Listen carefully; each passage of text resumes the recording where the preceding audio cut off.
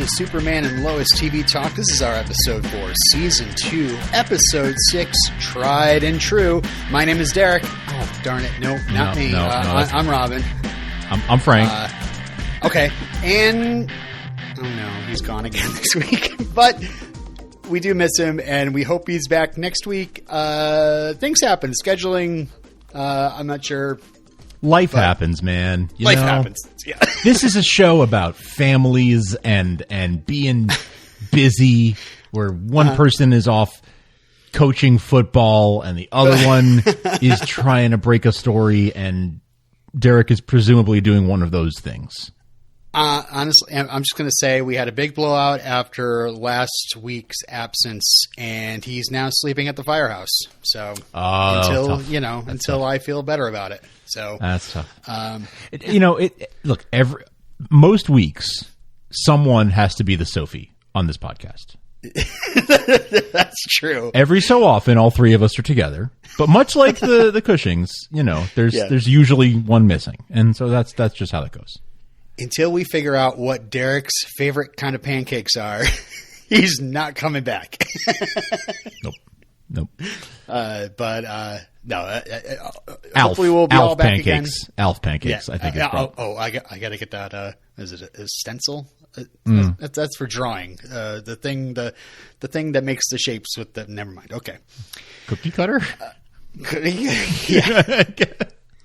I'm not as good as Kyle. I can't do dinosaur shapes by just with the spatula. So, yeah. Well, but we got a great episode to talk to you guys all about today, and just a little tiny bit of news up front first. Next week is a brand new episode called Anti-Hero, but the following week is a repeat. It's going to be a repeat of the inverse method. Mm-hmm. We were talking before the show that the last season they went into hiatus and started with a repeat earlier in the season and then kind of played those same episodes in a row. So I'm not sure if they're just going to do 1 week with the inverse method or they're going to start with the inverse method and just play all the episodes, like 3 or 4 episodes in a row. Right. We'll be off for a few weeks. Hopefully we'll know more next week. Yeah. Stay tuned. Yeah. I imagine there'll be a promo at the end of next week's episode that will tell us when they're returning. That's usually how we find out these things. Yeah. Either that or Craig will find out over KryptonSite and then we'll know. But for now, we just know that we'll be off for at least 1 week, maybe more. Maybe it'll be a longer hiatus. We shall see, and we'll report when we know. Mm-hmm. Yep. But next week, Anti-Hero, so make sure to tune back in for that. Today, we are talking about the episode Tried and True. Tried and True. Tried and True. Directed by the Pink Ranger herself, Amy Jo Johnson. Yeah. Got some fun facts about her. I mean, obviously, we talked before about how she was the original Pink Ranger. Were you a Power Rangers person? I was, yeah. I caught that just. Really? I caught that right, sort of at the tail end of. Well, no, not really the tail end. I mean, it's still around, but yeah, like early mid '90s. I was just the right age for. Nice. When I was like in first grade, everybody was the Red Ranger for Halloween. Everybody. I was probably half asleep on a community college campus, listening to either Phish or Nirvana. So I was not watching the Power Rangers at that time. I'm old. So she also did a stint on Felicity and Flashpoint, and she is directing this episode. I looked at her directorial credits. She directed a few short films. Also, this movie, the Showtime movie called Tammy's Always Dying, which, according to her Twitter, might have been the reason why she got hired for this project. Just I will say, I think if you're like, I've never heard of that movie, it's probably because it stars Felicity Huffman, and it was a year after the college admissions scandal. So yeah, not many people watched it, I'm sure. But so Felicity, but then also Felicity Huffman. Just right. She must have been like, I got something here. Yeah, exactly. But, yeah. That is nothing against her. Obviously, a bit of bad luck, I suppose. I'm sure the movie is good. I have no idea. I've never seen it.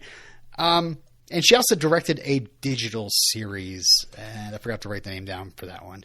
But this is her first TV episode. Nice. Her first directing credit of TV. So that's exciting. Yeah.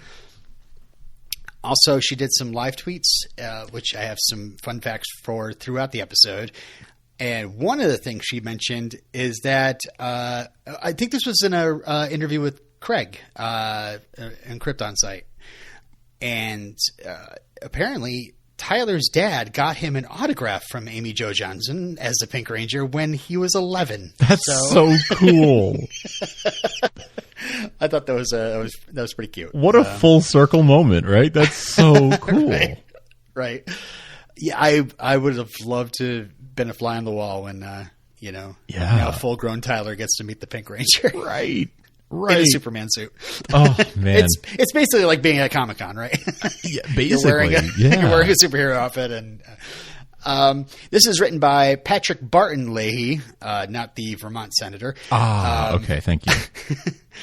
Who just does stints in Batman movies. So look that up. And nice. Max Chronic.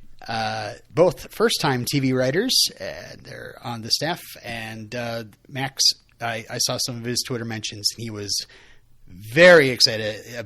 Basically, was it Adam Malinger, the Bitter Script Reader? Yeah, he mentioned on his Twitter that Max is an even bigger Superman geek than he is. And so...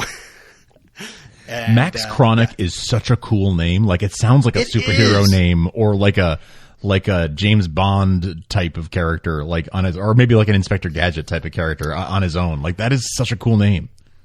I don't know. I did mention the whole napping on a college campus wearing a fish shirt. I will say Chronic means something quite different to me. Okay. Yep. And it is pretty funny because I had to actually look this guy up because I wanted to make sure he wasn't like an old friend of mine whose last name was Chronic, and we used to think it was the coolest thing because we just call him Chronic.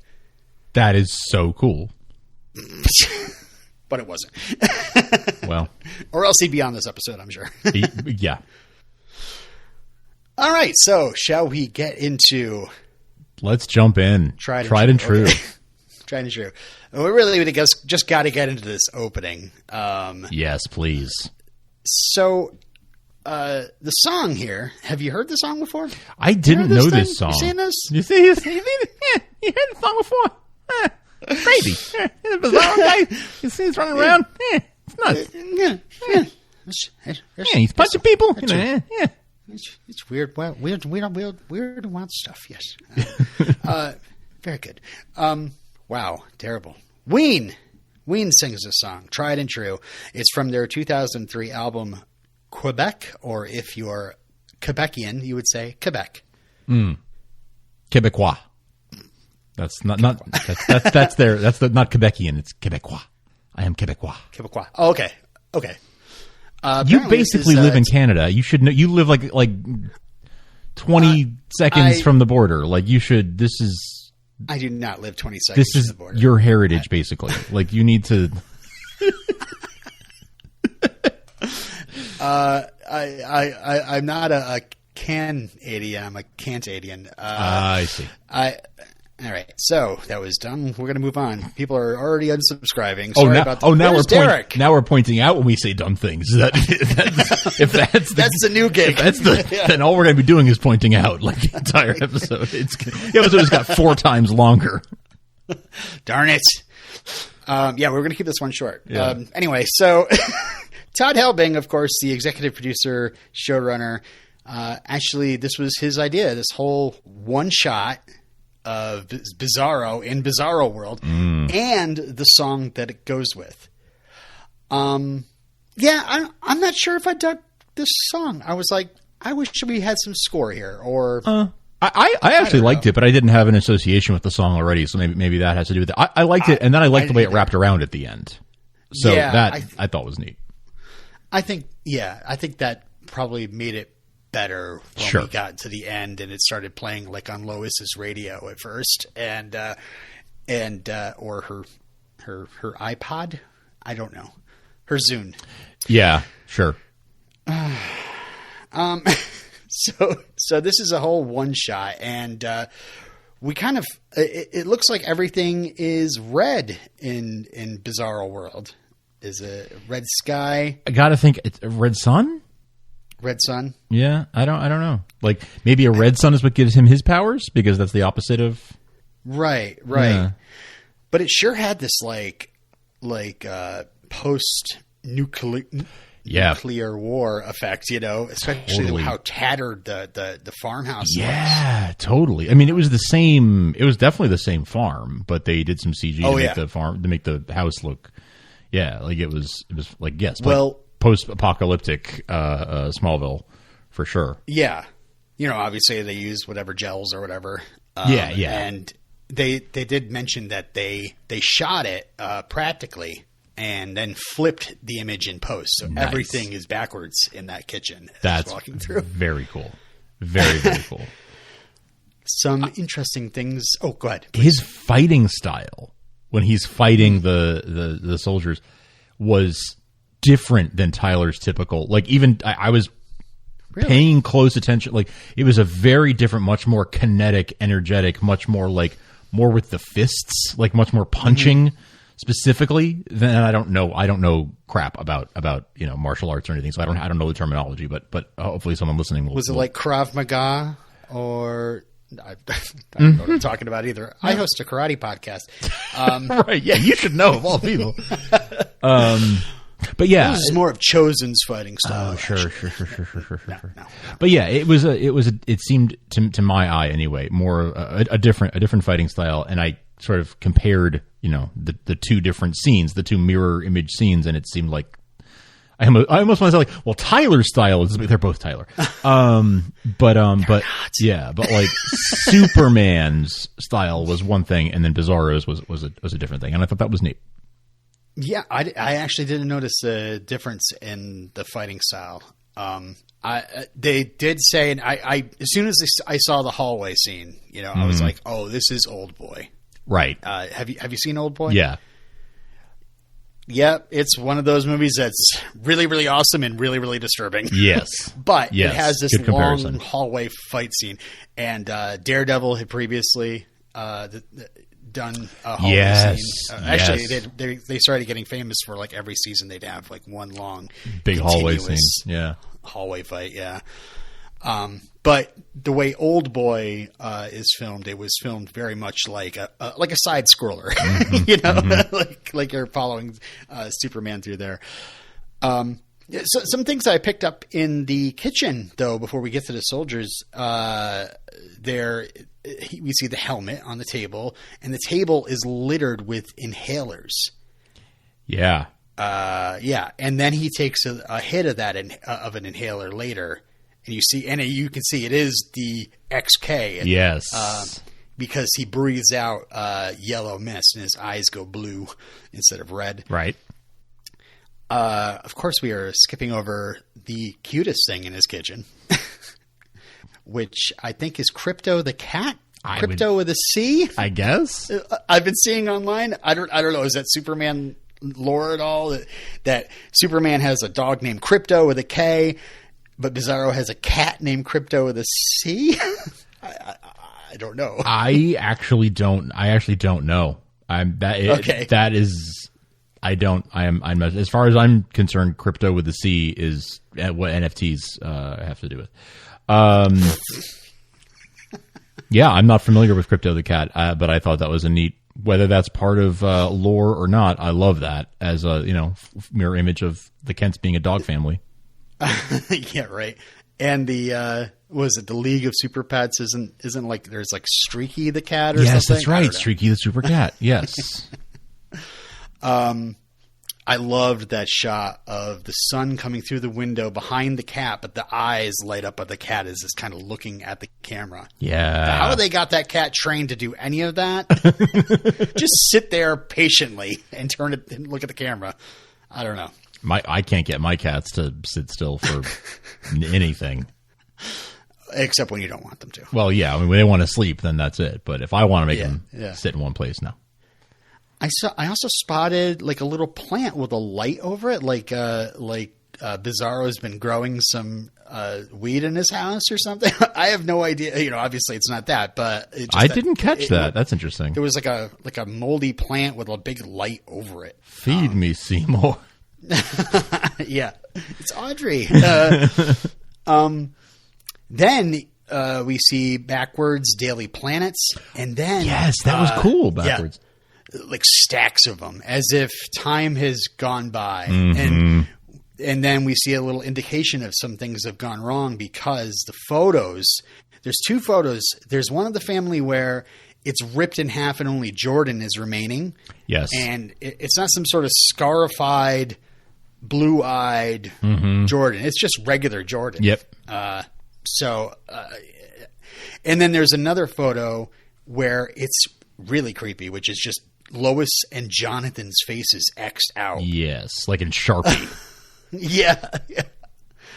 Which I don't know what did they turn on him, or did the family divide and Jordan was Bizarro's little buddy and the other two turned on him? I don't know. I really don't know. Is Lois still are Lois and John still alive? Does Lois write for the planet and that's why he's been getting them? Like I don't know. Yeah. Weird. I mean, we did talk last week about, the way he looked at Lois. When, the way Bizarro looked at Lois before he flew off made us wonder, is his Lois still alive? So I don't know. I don't know. And then when he goes outside, now this is a whole one shot inside the house. And then when they go outside, that's where they quick cut. And then they start showing the outside. Really interesting to point out. The barn looks like it's still being built. Because at first I thought, oh man, something exploded in the barn. Like, no, it looks like or maybe something blew up in there and it's being rebuilt. That was my thought, is that was being rebuilt. Yeah. Okay. Also, they don't drive a truck. They drive a little 70s station wagon, it looks like. Oh, I didn't catch that. Yeah. And the license plate is actually backwards. Nice. On it. Nice.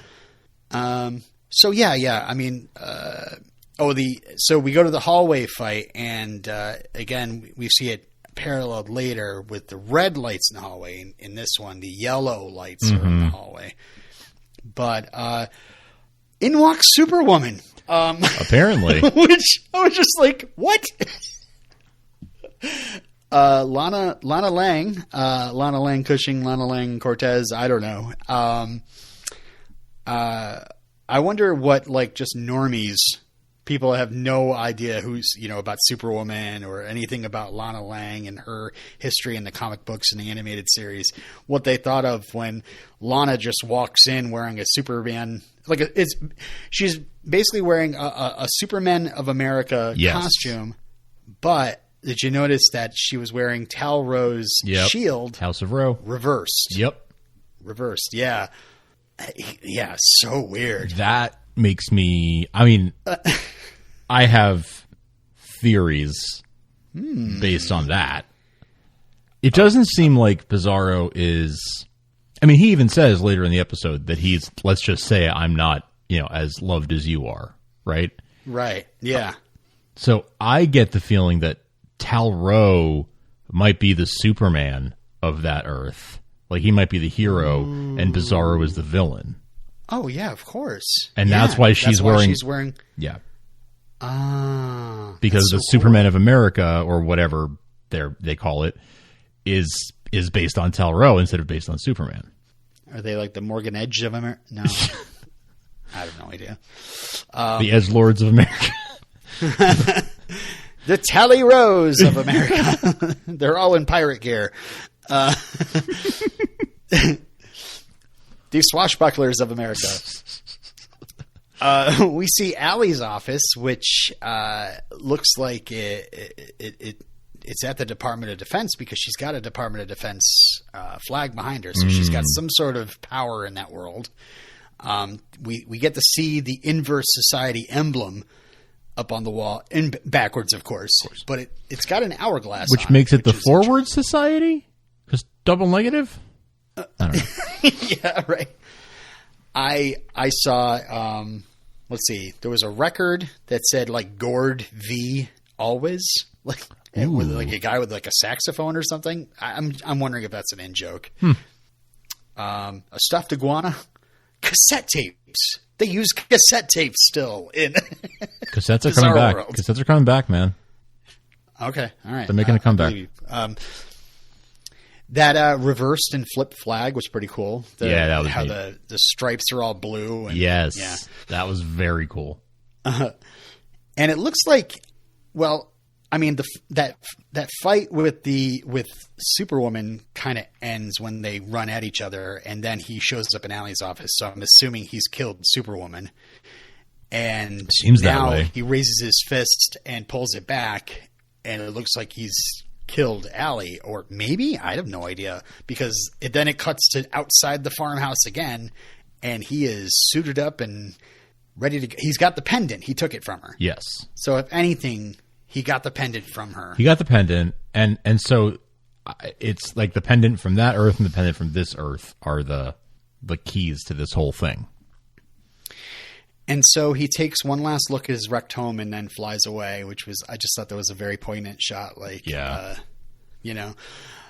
but again, it's this very confusing thing because it's not like he flies up into space and goes into another world. Right. He just flies into a mountain, and they do this thing where he's like flying in the air. He does this flip, and then the camera kind of flips with him.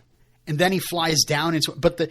But I noticed the mountainside was all still bathed in that red light. So it wasn't like he left the world. Is it like by tunneling through there, he comes through the other side to like, is there a hellmouth there? And he's a Stargate? Yeah, like what? It's a kind of portal. We got yet another way to visit from another world that is just not explained, because we go to by the way, I came up with a great name. I'm calling it the Fortress of Sandy Dunes. Nice. Because it is not the Fortress of Solid. You get one of these. Thank you. And he just says he was stuck in the mine for days. Okay, here's a thought, and I'm just coming up with this on the fly. But what if it has to do with the XK deposits there? Like, what if the XK? Okay, we don't know what Allie laced Beppo's tea with, right? Right. What if it was some kind of XK derivative? What if it was like XK powder or whatever that's in the tea? So what if by like slamming himself into a mountain of XK, killing himself essentially in that world, that makes him cross over to the other side? I don't know. I'm just spitballing here. But because that would cause him to die if he's weakened. He says right. He's weakened by the XK. Although the XK in the Bizarro world, I mean, he inhales it. It makes him stronger. That's true. Yeah, that's right. Yeah, he's taking the inhalers. So maybe crashing into the mine on his world was filled with... I'm saying Hellmouth. I'm going with Hellmouth. Stargate. Okay. Yeah. Oh, God. Just like last year, I cannot wait for this to be explained. Same. So much same. It's going to happen. All right, so we find out. He says the pendant is as old as time. It was created when their worlds split. Yeah. So that means that their worlds were together in some way. It's some time. Crisis. Okay. Yeah. I don't know. I'm just That's the only other thing I can think. Yeah. But yeah, if somebody holds both pendants, they're a god. And would send us into oblivion. So this DC TV universe just has so many talismans that like just so many. Like the Supergirl's final season, there were so many like talismans that would give you infinite power if you put them to. They're basically Infinity Stones. Oh, man. Like there was just they just I don't know. That is we need a MacGuffin. We need it. Yeah. So the only other thing about the Bizarro plot I mentioned was I didn't even catch this, and we even talked about this in the trailer. This line reading, everything about this me is bizarre. And she goes, huh? And he goes, bizarre. And she goes, oh. Bizarre. Which I didn't. I didn't catch that in the trailer. I was more concentrated on really, they're going to do more bizarre wordplay. Yes. But I didn't realize that Bitsy was saying "oh" to follow bizarre, so bizarro. Yes. Which, according to Amy Jo Johnson, that is something that Tyler and Bitsy came up with. I saw that tweet. From Amy Jo Johnson. Yes. I love that. I love knowing they came up with that. I love how involved they are and how much they pitch ideas from dialogue to wardrobe. Mm-hmm. And how they're concentrated on the relationship and making sure that still works. I love the respect that they have for these characters because it really shows. Yeah. And even just little fun bits like this. Yeah, and totally. Last week with Lois would save him a muffin. A muffin, yes. All right. The next bit of plot I wanted to go into was with this little B. Anderson. I don't know if we can swear on this podcast, but I would when I start talking about this guy. So he gets yelled at by Hardcastle, which is his superior officer, and apparently a shout out to an animated series character, Hardcastle. I didn't remember, but apparently he was voiced by Charles Napier. So, yeah, Hardcastle. Well, just so you all know that are listening, every single fun fact, I swear, I see a little light flicker on Frank's face, like he's immediately looking this up. I am, which is I am. Yeah. Okay. Yeah, I couldn't remember. She mentions over 20 years, Sam Lane has never had a single problem with Superman. Mm-hmm. Wow. I'm going to have to bring up my timeline again. Well, they have said 20 years. They have said that like Superman and Clark and Lois were together for maybe not Clark and Lois. No, but years? that he has been Superman for like 20 years. That has been said before. I remember that being said. See, maybe he wasn't. I hear these things and they seem to be new facts to me because my memory is terrible. I remember us talking. I remember you doing the math on that and trying to figure out how old he must have been when he became Superman for all that to work. Right. And we came up with, 13? Yeah, I don't know. Just kidding. He looks it. He looks like it started when he was 13. Yeah. But, Kryptonians age very gracefully. Exactly. So yeah, Hardcastle, I love how she leans into this little bitch, Anderson. And, she says, find that pale son of a... That's why I say true, that word, true, right? true. Okay, all right. Oh, anyway, so we go to the funeral for what we find out the girl's name was Jessie. Mm-hmm. That's as much as we know. And I guess she idolized Superman. And, so it's even sadder that rough. She got killed. Yeah. Meeting her mom and everything. That was rough. Mm-hmm. Yeah. They called that in the writer's room, the Jaws scene. Do you know why? Because she slaps him in the jaw? Because she slaps him. Yeah. I don't know how well you remember Jaws, but, when little Alex Kintner, gets eaten by Jaws. Oh, yes. Chief Brody gets slapped by Mrs. Kintner. Yes. Yeah. Yes. Okay. Who's doing just fine, by the way, in Jaws 3. It's pretty funny. No, it's not Jaws 3. Jaws 2. She's doing just fine. She's hanging out with Mrs. Brody. Can't say I've ever seen Jaws 2 or Jaws 3D. Wow. You are kind of missing out just for... Really? I don't know. Jaws 2 I liked. Okay. Jaws 3, I went back and revisited it, and I was like, wow, that was a product of its time. 3D. All right. Well, back to you know what they should do in this show? A 3D episode. Everybody gets sent glasses. Yeah. And sure. Let's not and say we did. Okay. We're going into Bizarro World, everybody. Put on your glasses. They did that with a comic, although it wasn't Bizarro World, it was Phantom Zone. But they did, it was in 3D, and it came with 3D glasses so you could read it. Oh, cool. I think it was one of the ones that Dick Donner wrote with Jeff Johns. You call him Dick? Because that seems very familiar. Well, that's what Jeff Johns called him. All but right. yeah, it came with 3D glasses, and there was, I think it was like a whole arc, and the one issue where they go into the Phantom Zone is in 3D. And it was neat. It was gimmicky, but it was neat. That's awesome. Yeah. I've got it back here on my shelf somewhere. So yeah, Superman's talking to Anderson, but his super hearing goes off and he flies off and he saves a town from an avalanche. And we find out that town is in Russia. Weird timing, man. Weird timing. Really weird timing. I mean, like, obviously this was shot months ago. Like, you know, we know based on, you know, we were in Vancouver when they were shooting episode 4, right? So right. This would have been mid to late October when they were shooting this one, likely. So obviously no one knew the time, but like, just weird timing that it aired this week of all weeks. I know.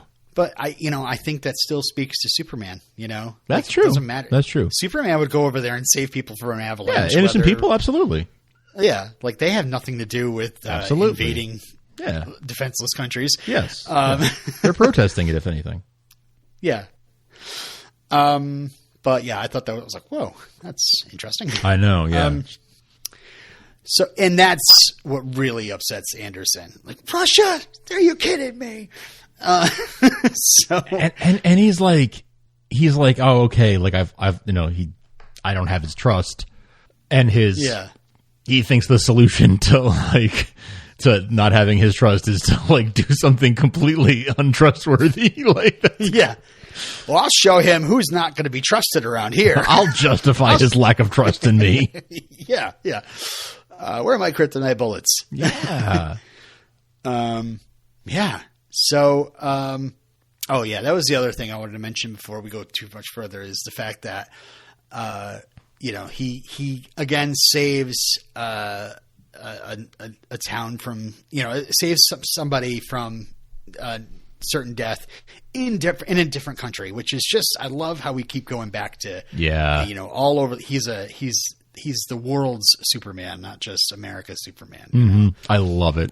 I love to see it. I mean, would I freak out if all of a sudden he saved some hikers in Vermont randomly? Sure. But I also kind of love that, and especially that it's Russia this week. Yeah. Like, just to anyway. We get a little bit of another hallway fight, the parallel, and I gotta say at this point I really noticed stunt double Rob Hader had the cape on. Mm-hmm. I was just a little let down by that, just because I was just like, come on, Tyler can do some of this stuff, right? What? It's so obviously his back to the camera during the entire fight. Mm-hmm. It just kind of annoyed me, but it was a cool looking fight. But I was also like, that's not Tyler, though. Yeah. And they did a pretty good job of cutting to him for the close-ups at the beginning and the end of the fight. But sure. Yeah, they handled it well. But yeah, I get that. I can understand that. I do. Yeah, it was pretty involved fight choreography, so I can see why maybe they needed someone who was more trained in. Which would you say this was more capoeira or as jiu-jitsu? Okay. Yes. Yeah. There's a lot of powerful fists there. Sure. I don't know what I'm talking about. I host a karate podcast. Yes. Anderson steps in and fires one green kryptonite dart into Superman, brings him down, and then Superman is just like, no, wait, and he just does it again while he's down. He's the worst. Cold. Yeah. So we go back to the Kent farm for this part of the plot. Basically, Lois is listening to Tried and True by Ween, and Sam tells her that he's been arrested for treason. and we see him being loaded on a stretcher, surrounded by red light, and Anderson says he's being sent to be with his brother, which I'm like, okay, I guess I can deal with more Tyler, more Clark and Talrow scenes. The Cal and Tal show. Cal and Tal show, yeah. Cal and Tal comedy hour. Okay, so that I feel like I just did the entire episode, but there was some other stuff in between. Sure. Shall we talk about Lois and the Lanes? The Lanes are together. I loved seeing Lois and Lucy like interact and like in a friendly way, like as sisters. Yes. You know, I loved seeing Lucy talk to the boys and like how into football she was, like, and how like on a tactical level she wanted to talk to them about like strategy. Like I loved seeing that. Like she's the cool aunt, you know, and they just all pick up like right where they left off, and it's like no time has passed at all, even though clearly the boys are more grown than the last time she saw them. At like it just seems like everyone just picks up right with it. Even when Clark comes in and he's awkward and like, hi, I'm Clark. Like, yeah, obviously you're Clark. Thanks. And for a second there, I was like, does she know? No, she doesn't know. Nah, she doesn't know. No. Nah. Thank goodness, because she can't be trusted. I'm sorry. She could do a lot of damage. So yeah, Sam kind of ambushes Lois, so to speak. And he says, this is the first time we've gotten together in God knows how long. And get your jars ready. The last time all three lanes appeared together was in the Smallville episode. Ambush. Thank you. See, I'm over here showing restraint, not talking about kryptonite bullets. If you're just joining us, Clark Kent has been shot. We get some comments about Jordan not keeping his hair high and tight, like the old days. Yes. Sam like talking about Pirates of the Caribbean. Yeah. What do you call it? Like that pirate movie with those islands or whatever? Like yes. Yep. And apparently Sam's just in the Delta Force. He doesn't really watch much else. Lots of sports talk, and they mention everyone is good besides Wellnitz as a receiver. Mm-hmm. They say Wellnitz is not good, and so I caught a little connection there, because when Sarah is talking to Jordan about her dad cheating, which is a part of a different plot, but this one we can kind of put aside. You see Wellnitz in the background, like looking in on them, like what, like being very interested in what's going on. And I was like, is that because like he's got super hearing? He's kind of evendropping? Or the fact that they say everybody's good besides Wellnitz, is it because he just started taking the inhalers? Oh, yeah. Or is he one that's kept away from the inhalers? Right. Yeah. But interesting. I mean, they had said like virtually every kid in school is doing it, or at least on the team is doing it. So yeah. Maybe he's the one who's not. We're going to get our zombie football player and zombie cheerleaders. It's going to be awesome. We go to the football game, and they seem to be patching things up until Lucy tries talking Lois, like, oh, you just know Allie's right since what you saw with Chrissy, and that's, and then she starts talking in an extremist way of like forcing people into learning the truth. Right. Which turns Lois right off. But like Lucy started it, I think, right? Yeah. I was trying to. I was like who really? They were having a perfectly pleasant time, and then who kind of derailed it? It was Lucy, actually. I think it was. Yeah. And then she just does this whole thing of like having to say like, well, you are always the one that has to be right or whatever, and really gets self-defensive about it. I don't know. But she's gone. I wonder if she called an Uber or what happened if she just walked. Yeah, where did Aunt Lucy go? Yeah, because Sam's car was still back at the farm when they got back. Yeah. I noticed. I don't know. I don't know. I'm assuming they have Uber in Smallville. Sure. Sure. Yeah, I have no idea. Yeah. So back at the Kent farm, Sam says thinks it's all his fault.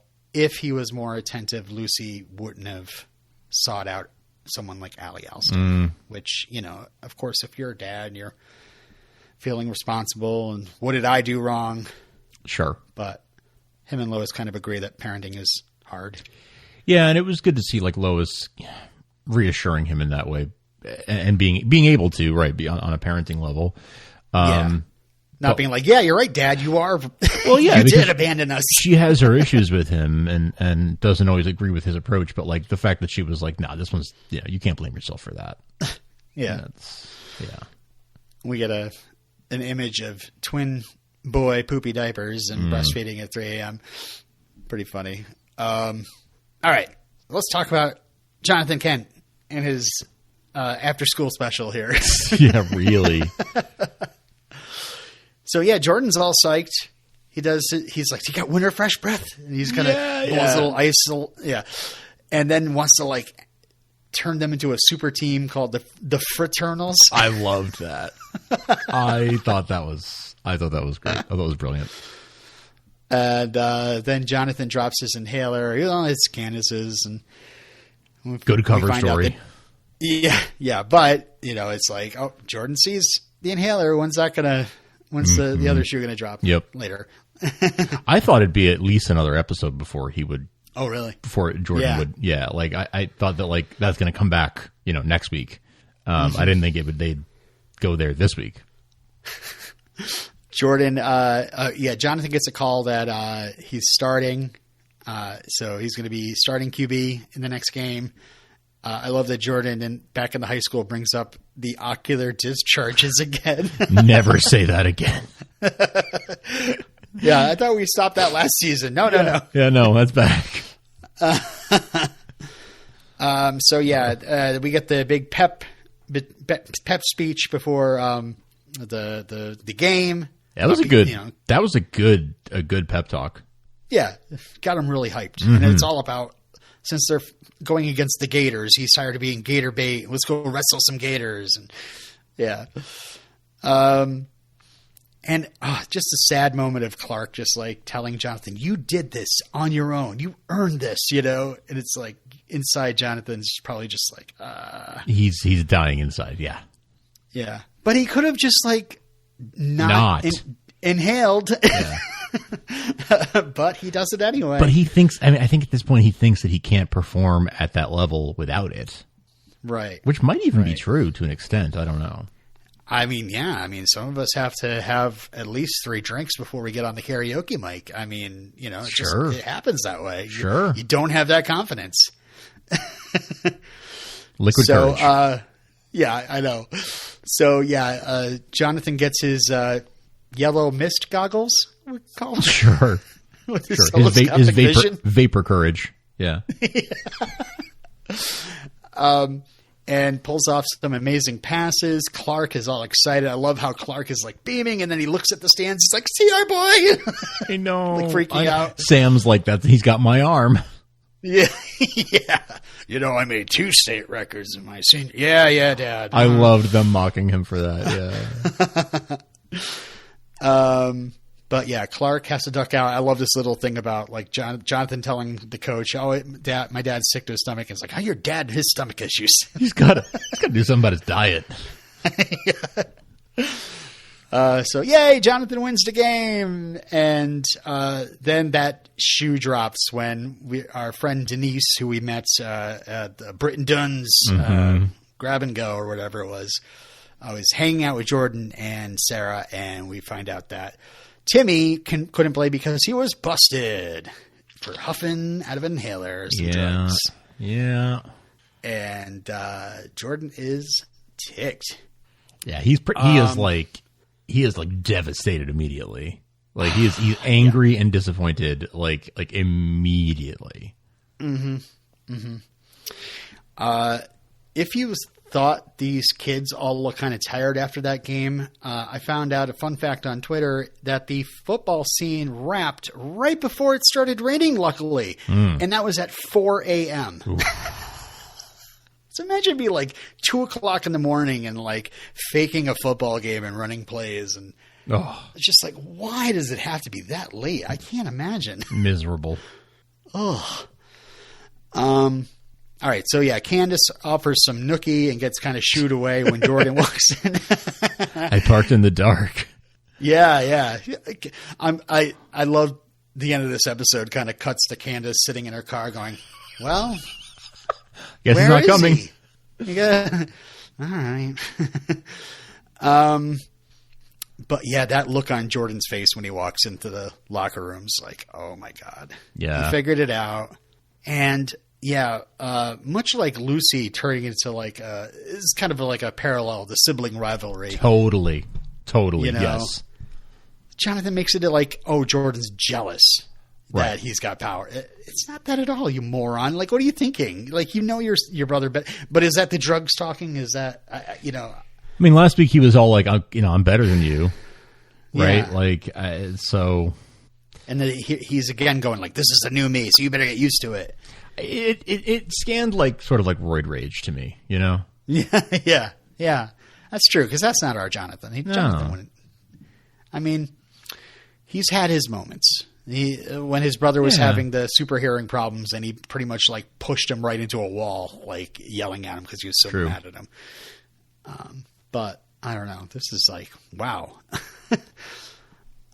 But yeah, winning the game makes Jonathan feel terrible. He didn't enjoy the win. He admits it to his brother later, and he's not going to do it again.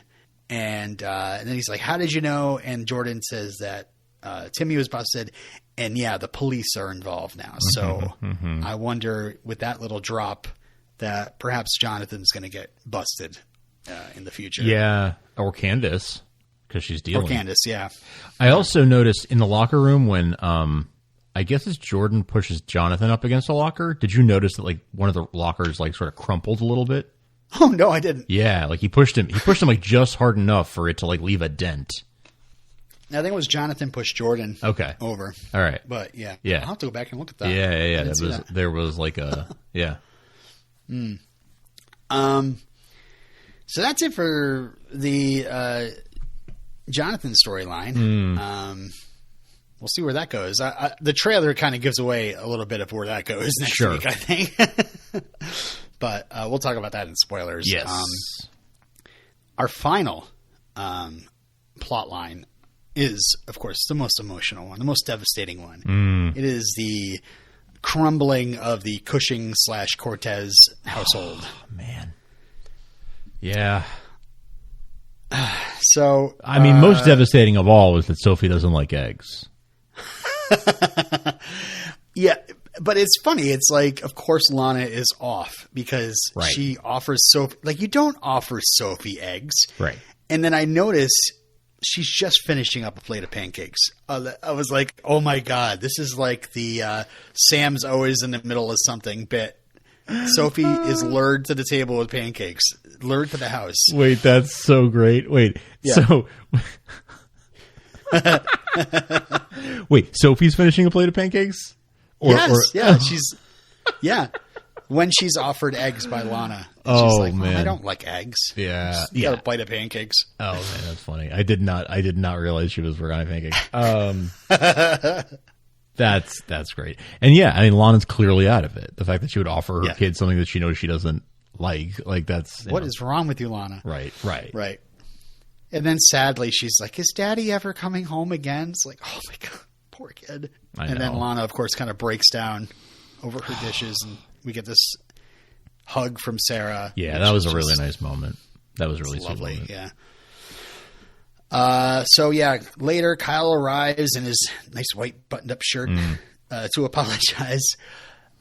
He gives us a little bit more details. The relationship went on for 6 months, and he says that Tanya was in their home once, which Lana doesn't ask any more questions about why she was in her, but I would be like, time to burn our bed. Right.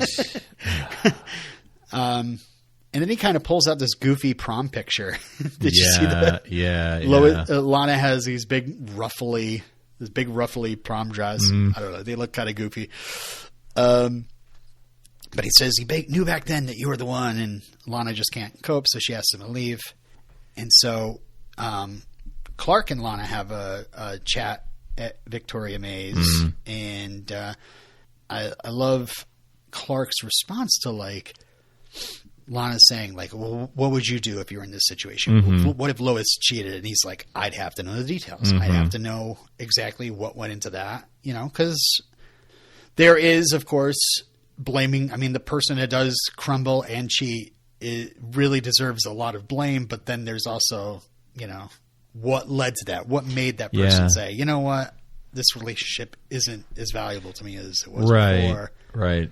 It was, he gave good advice. And gave her a lot to, like, I mean, he didn't really give advice, I guess. It was more of, like, questions to ask herself, right? And things to reflect on, that I think were good guidance, like the right things to consider and weigh and think about. Yeah, I like the idea that, I love that she's like, would you ever, like, love or trust her again? Yeah. And he's like, if I was staying with her, I'd have to. And especially if he wants to keep his family together, he'd have to. Right. That's the whole basis. Right. Yeah. I like that a lot. I did think it was kind of funny that she, like, calls him and asks him to come, and then he goes there, and then they talk for about 5 minutes, and she's like, I'm sorry, I'm wasting your time. You should leave. It's like, you made me come all the way down here? You made me come all the way down here just to tell me never mind? Well, the chain of events is he texted her and she was like, okay, and then probably texted him and said, I'm going to be down in Victoria Mays, and then she realized that he's got a game to go to. Right. That's why. But I love that Clark's like, you have all my time. Like, I don't care. Basically, I will be here for you. So we go to a Manito bar where Tanya is asking she hears the door open and it's like, what can I get you? What'll it be? It's Lana. Nope, can't get me anything. Give me some answers. Give me some deets. But they kind of play Tanya as, like, they could have really been like, oh, he's my man, He cheated on you and blah blah blah. He said he was going to leave you. Yeah. She loved him, but she's not sure if Kyle loved her. And then she says what we learned to be most damning, and I kind of thought it was damning when she said it, was that Kyle chose his family 2 years ago. Now, this happened 2 years ago, after Sarah's accident. And that's when Lana's like, I've heard enough, And so you think when Lana approaches Kyle and the fire department, like, they start kind of talking cutesy about their past and how they loved each other, yada, yada, yada. But it really comes down to the point where, like, yeah, you broke it off not because you wanted to save your marriage, but because you wanted to save your family. Your daughter was in trouble. You realize you're being idiotic, but it wasn't like you didn't do it for me, which it's like, if that hadn't happened, would you not have broken it off? Right? Would you have just continued if there hadn't been a tragedy? Like, on the one hand, it's like, okay, it's great that, like, when the chips were down, you chose your family. But, like, if there hadn't been a tragedy to shake you out of it, would you have just continued in it? Right. And I'm assuming he would have. I mean, yeah. One has to assume he would. I think I had the question last week or the week before, like, what was the timeline there? Like, did Sarah try to hurt herself and then Kyle started drinking heavily? But it seems like it's the other way around. Kyle got into the alcohol. He's disappearing at nights and whatever. And, Sarah went into a pretty deep depression and hurt herself. Or tried to hurt herself. So yeah, I guess that's how that happened. But Lana says, I don't know if I still love you, and until I know, you've got to get out. And you come get your things tomorrow. The kids are at school, and make sure my car's not in the driveway. And the Cushing / Cortezes are breaking up. Seems that way. Seems that way. Do you think they end up patching things up? I think this show really wants them to. Yeah. I want them to. We are not.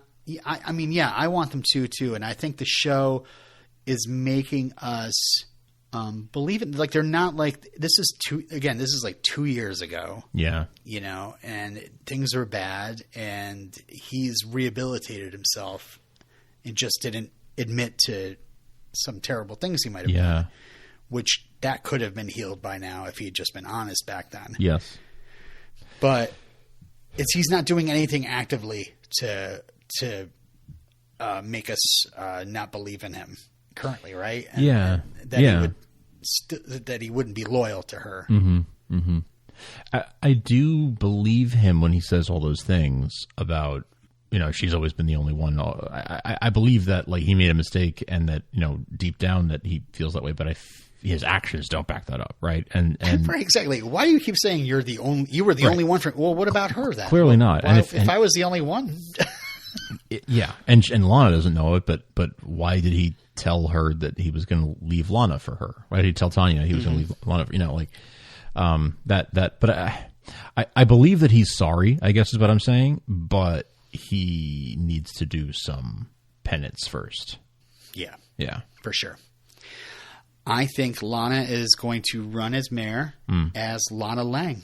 And I think we're going to have Mayor Lana Lang, and she's just going to be Lana Lang for a little while, I think. That's a good call. Yeah. You might be right. I think you're right about that. Yeah. I don't know. Also, Mayor Dean, who was it? Who had said, like, oh, I was just talking to Mayor Dean, like, wow, that guy can really talk your ear off. Sam. Yeah. He seemed kind of annoyed about it, though. Yeah. I almost felt like that was planting a seed for something for later. I don't know. Are we going to meet the inverse Mayor Dean? Oh, God. Yeah. But yeah, that's pretty much it for this episode.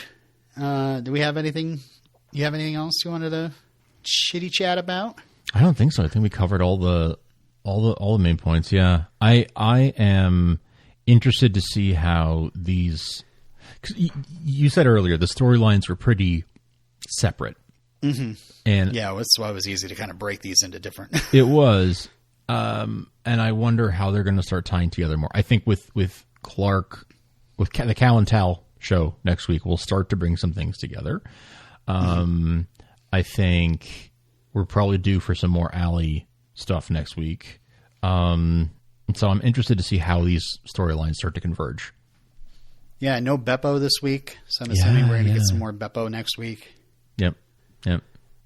Yeah, no, I think that covers it. I mean, we'll talk more about the trailer in the spoiler section, but yeah. Otherwise, if you want to visit us online, it's supermantvtalk.com, supermantvtalk@gmail.com. You can follow us on Twitter at supermantvtalk and on Instagram at Starkville House of L. You can subscribe on your favorite podcatcher and rate and review us on Apple Podcasts or Spotify in particular, or really anywhere that you're subscribing. And we mentioned him earlier, but shout out to our buddy Craig at KryptonSite / KSite TV, and of course on Twitter, Superman and Lois TV for all the latest updates. Like we said, he had a great interview in the last week or so with Amy Jo Johnson, and we expect he will have the details on when the show is returning. He talked to Emmanuelle Chriqui too. Nice.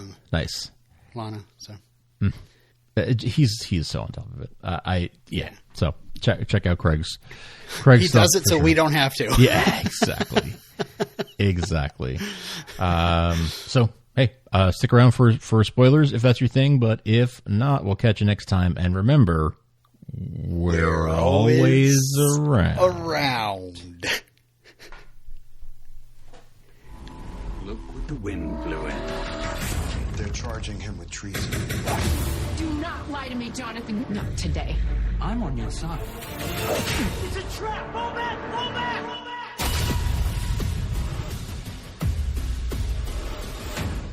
It's a trap! It's a trap.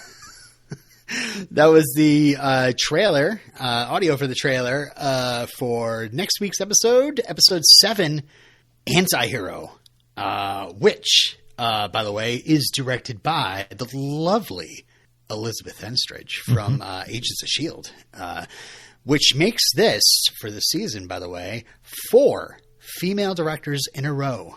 Fantastic. On this show. Yeah.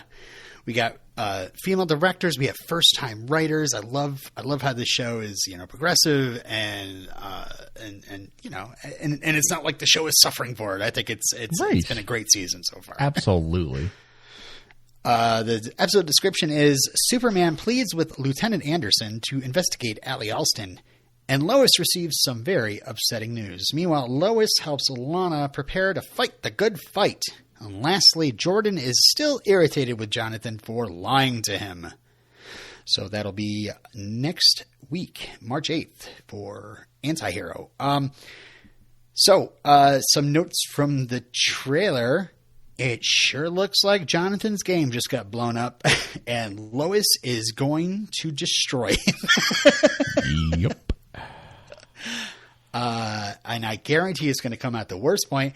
She's upset that her husband is in jail for treason, and suddenly she's going to find out her son's on drugs and being a dummy.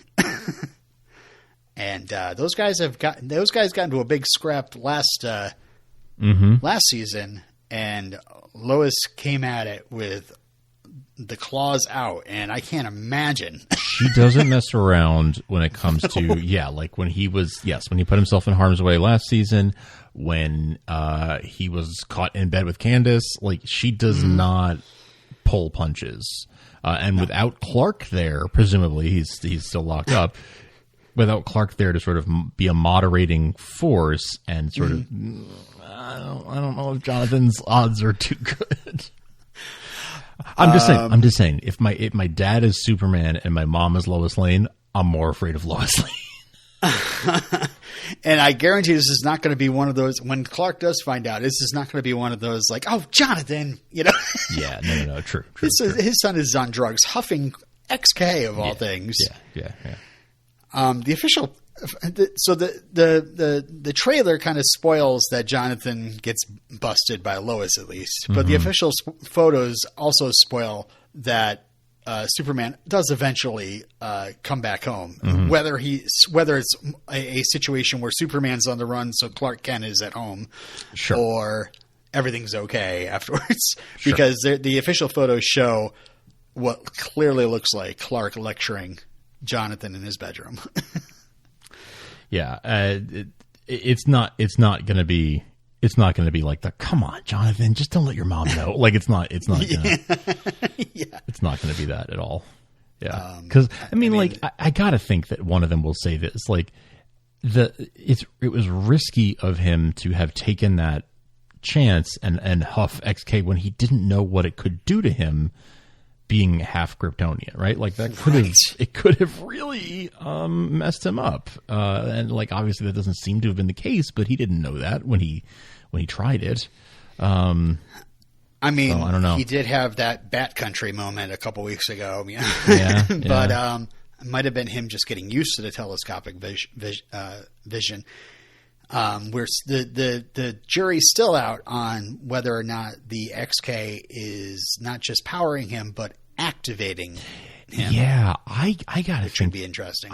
I gotta think that it is like activating him on something like that. That's gonna some of those powers are gonna stick around. I think. I kind of hope, but I don't know. Maybe it's one of those, like, he's got, like, kind of half powers as a twin. Like, he can only turn into a bucket of water or something, Lame. It's like, what use is that? I don't know. I'm a bucket of water. I heard that they're making a Wonder Twins movie. Yes, they are. Yeah. Or the Fraternals. The Fraternals. So the other side of this is, of course, we're going to get some great Cal and Tal teaming up and breaking out of prison together, and I'm sure we're going to have a uneasy alliance between the two, and Tal's probably going to get away in the end. I'm sure. Yeah. Yeah. Yeah. Yeah. So. Yeah, yikes. And then Anderson is going to lose his job. I can't wait to see that. Although, I don't know. Hardcastle seems pretty tough to deal with. Yeah, I would not be like, oh, good, it's going to be Hardcastle from now on. Yeah.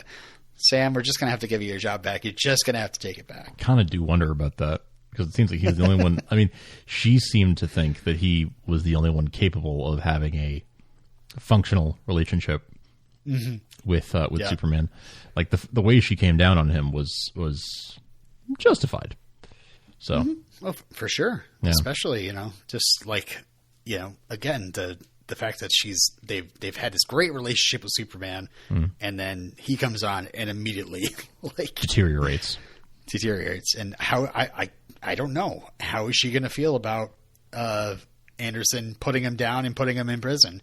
I mean, I guess it's because he's holding back intelligence on where his buddy Bizarro is, but yeah, we'll see. We'll see. Yeah. All right. Well, we'll see you guys, and hopefully Derek will be joining us. We'll see. Back here next week for our coverage of Anti-Hero. We'll see you then.